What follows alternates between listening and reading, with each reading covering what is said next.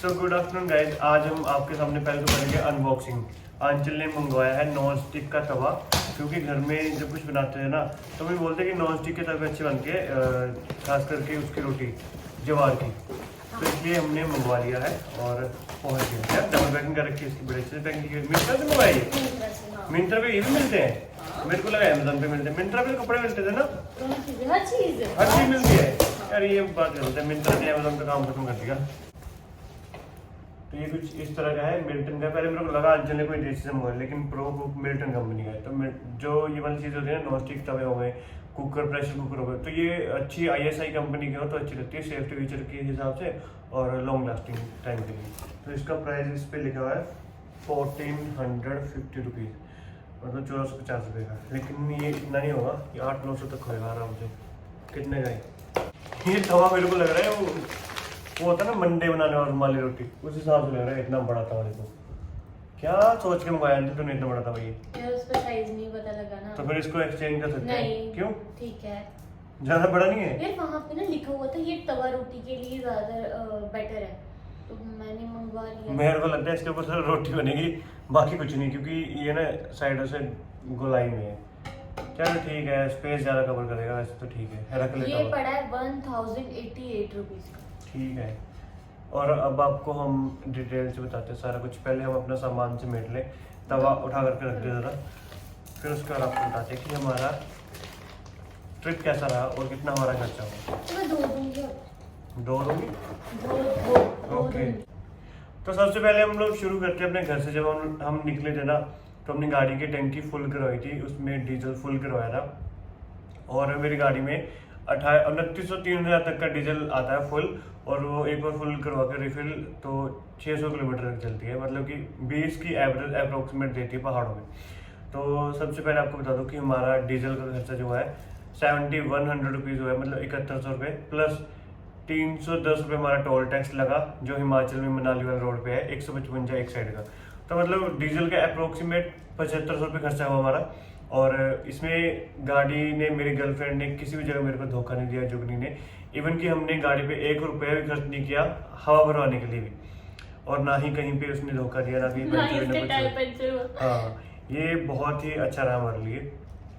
और उसके बाद हम घर से गए, तो वहाँ पे हमने जाते टाइम हम कुछ ना कुछ खाते हुए गए, तो हमने रास्ते में होटल लिया थ्योग में, थ्योग से थोड़ा सा पहले।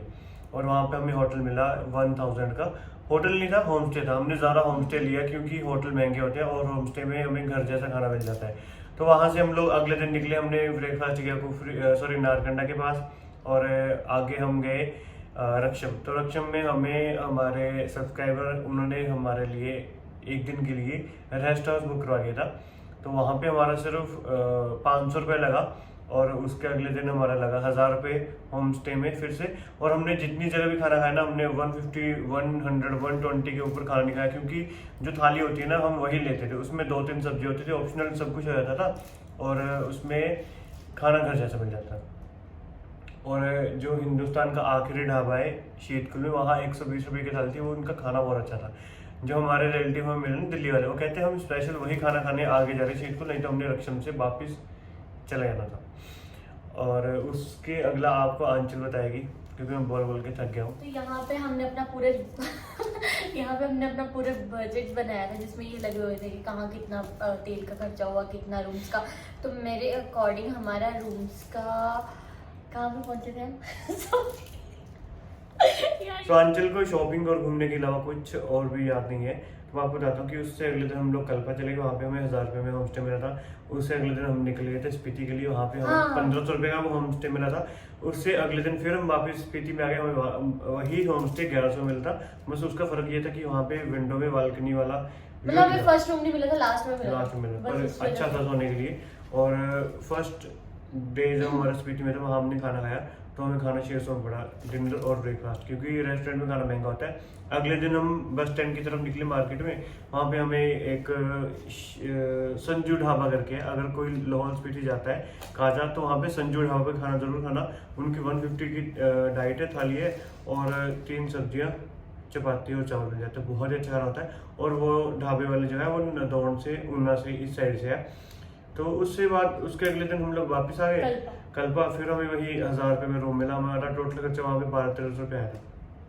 तो वापस आके हम लोग कल्पा से गए माता भीमा काली के मंदिर में सराहन में, उसके बाद हम लोग रुके आकर के शिमला में। यहाँ पे हमें खूब लूटा शिमला वालों ने क्योंकि वहाँ पे बहुत सारे टूरिस्ट आ रखे थे, कोई भी होटल नहीं अच्छा सा मिल रहा था। मेन चीज थी वहाँ पे जाके हमने होटल्स वगैरह लिए थे, जो पिछला था वो सारा होम स्टे था। होम स्टे तो 1500-1200 इतने में सब जगह। और हमने पूरे सफर में इतनी रेस्ट नहीं की, हमने रेस्ट किया करके शिमला में। तो हमें वहाँ पे हमने 2 दिन रूम लिया। हमने एक दिन पहले आना था, लेकिन सब लोग बाहर थे तो घर की चाबी मम्मी औरों के पास थी, तो हमने एक दिन के लिए और रूम लिया। पहले दिन हमें रूम मिला 1800 का, दूसरे दिन हमें मिला 1500 का, तो हमने उनसे बार्गेनिंग करके 1500 का करवाया। और सबसे ज़्यादा खर्चा हमारा शिमला में हुआ। और इस ट्रिप का टोटल बजट हमारा था 30,000 रुपये।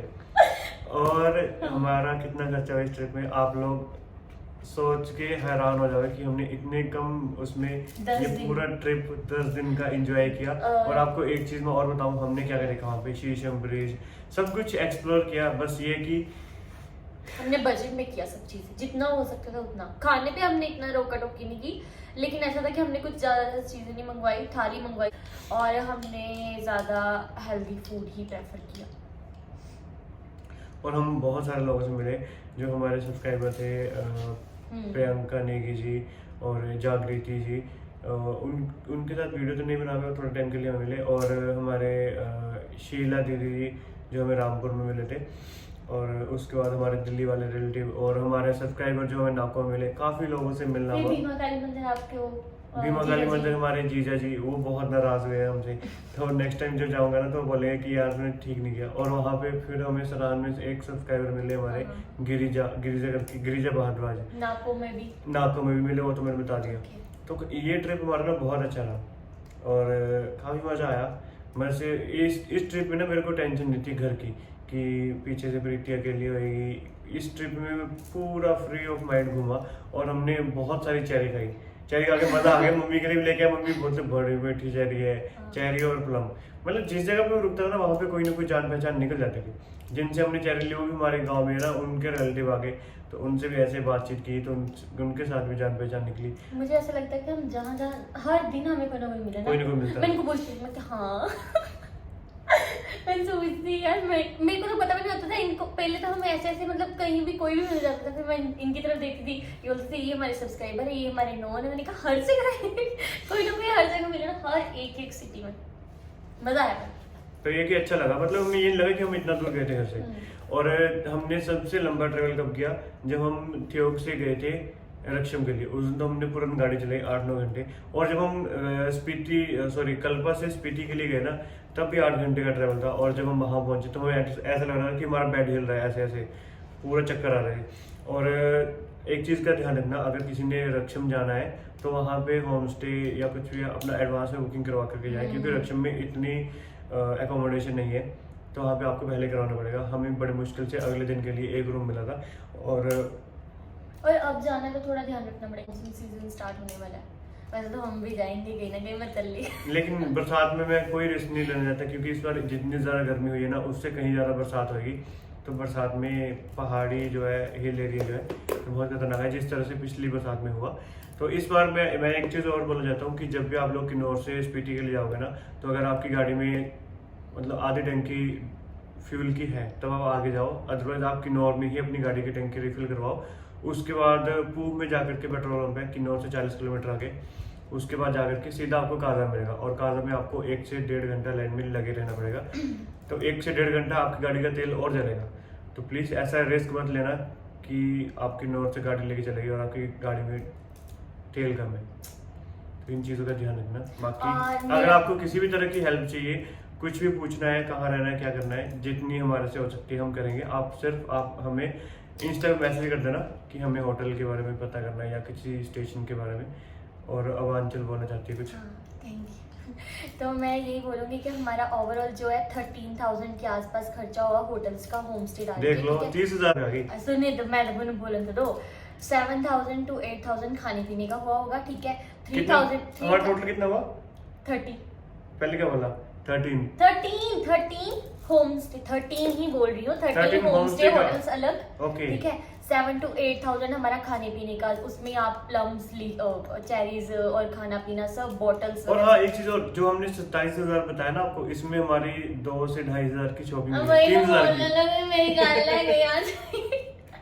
3,000 रुपया हमारी शॉपिंग को ले जाओ तो बच गया 27,000। हमारे 23,000 हो गया, 7,000 बचा, जो 7,000 हमारा पेट्रोल में गया। पेट्रोल तो लगा ही नहीं, और डीजल डीजल। इसको ये नहीं पता मेरी जो गर्लफ्रेंड है वो क्या पीती है। मुझे क्या पता। और मैंने इस चीज से बहुत हैरान कि मेरी गर्लफ्रेंड ने कहीं धोखा नहीं दिया। आज भी मेरे साथ है, खड़ी है बेचारी, कंधे से कंधा मिला के।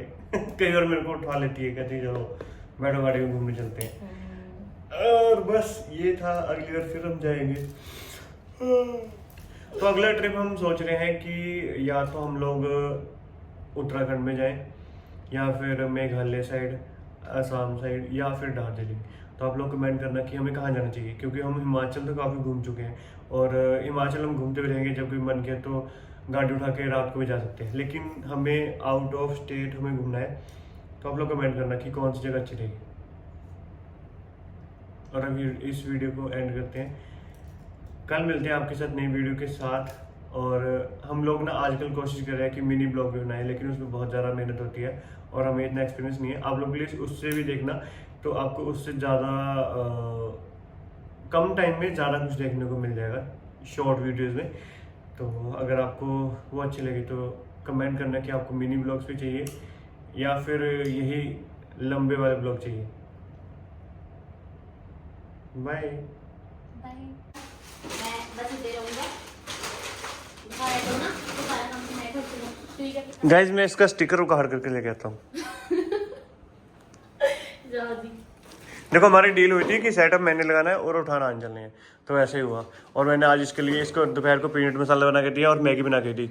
बहुत टेस्ट, बहुत मजे से खाई इसने। मैगी में 1% भी ऑयल नहीं था, फिर भी इसने बोला नहीं कि अच्छी नहीं है, मेरे हिस्से की भी खा गई। 125% इसने खाई। और 75% बोलो, 25% अपना ले लो। मैं 2 पैकेट के हिसाब से बोल रहा हूँ मैं। अच्छा 125% मैं। हाँ, Okay, और 75% मैंने, ठीक है। 75 मैंने, ठीक है। अगली बार मैगी नहीं खाना। किसने? हमने बनानी नहीं है, 2 महीने के बाद बनाएंगे। अब मैगी का सीजन गया। अब चलो काम करो, उठो उठो जल्दी, चलो जल्दी। आप लोग बोलते हो ना कि इतनी प्यारी लड़की है, आप इसको क्यों तंग करते हो? मेरे को चिढ़ाती है, इसलिए मैं इसको तंग करता हूँ।